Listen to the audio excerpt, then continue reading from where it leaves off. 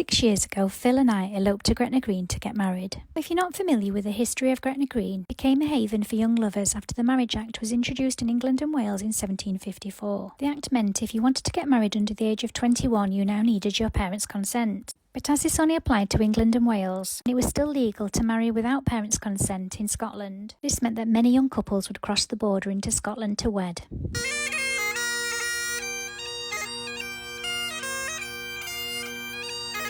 Of course, Phil and I were well over the age of 21 when we got married, but as it was a very intimate ceremony with just the two of us in attendance, we thought it would be lovely to go back with Millie.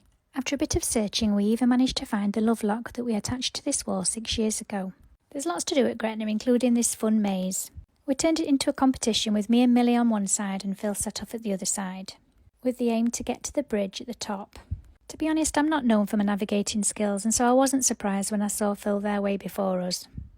It was good fun getting lost though.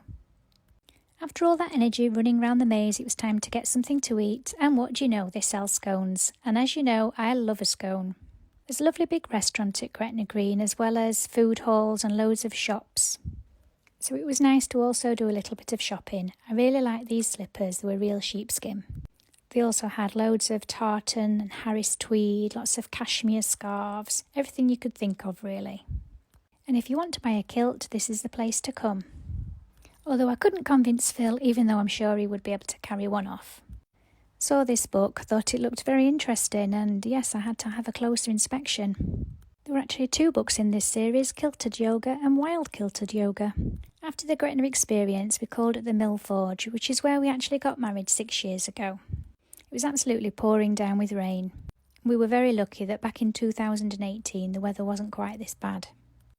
It was really nice to have a wander round, reminisce and revisit all the places from our wedding photos. We didn't actually see anybody getting married today, just as well really, like I say, the weather was atrocious. So yeah, it was really lovely to revisit our wedding venue. I'd really like us to come back, maybe on our 10-year anniversary, and see if anything's changed.